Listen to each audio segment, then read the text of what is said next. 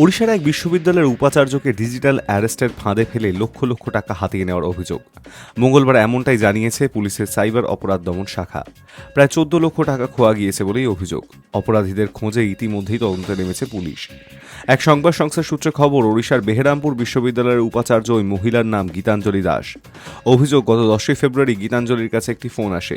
নিজেকে ইডি আধিকারিক হিসেবে পরিচয় দিয়ে অপর প্রান্ত থেকে পুরুষ কণ্ঠে ইংরেজিতে বলে, অধ্যাপিকার নামে একটি ব্যাংক অ্যাকাউন্টে বিদেশ থেকে কোটি কোটি টাকা পাঠানো হয়েছে। এই ঘটনায় ইতিমধ্যেই মামলা দায়ের করেছে ইডি। সেই জন্যই গীতাঞ্জলিকে ডিজিটাল অ্যারেস্ট করা হয়েছে। এই সব শুনে ভয় পেয়ে যান ওই মহিলা। তখন তাকে বলা হয় 14 লক্ষ টাকা দিলে তাকে জামিনে ছাড়া দেওয়া হবে। প্রতারকদের কথা মতন ওই টাকা একটি নির্দিষ্ট ব্যাংক অ্যাকাউন্টে পাঠিয়ে দেন অধ্যাপিকা। টাকা পাওয়ার পর থেকে প্রতারকদের সঙ্গে আর যোগাযোগ করা যায়নি। এরপরেই অধ্যাপিকা বুঝতে পারেন তাকে ফাঁদে ফেলে টাকা হাতিয়ে নেওয়া হয়েছে। সোমবার বেহরামপুর থানায় একটি অভিযোগও দায়ের করেছেন ওই শিক্ষিকা। অভিযোগের ভিত্তিতে তদন্ত শুরু করেছে পুলিশের সাইবার অপরাধ দমন শাখা। বেহরামপুরের পুলিশ সুপার সারাভান বিবেক জানিয়েছেন, তদন্ত চলছে, প্রতারকদের খোঁজে শুরু হয়েছে তল্লাশি।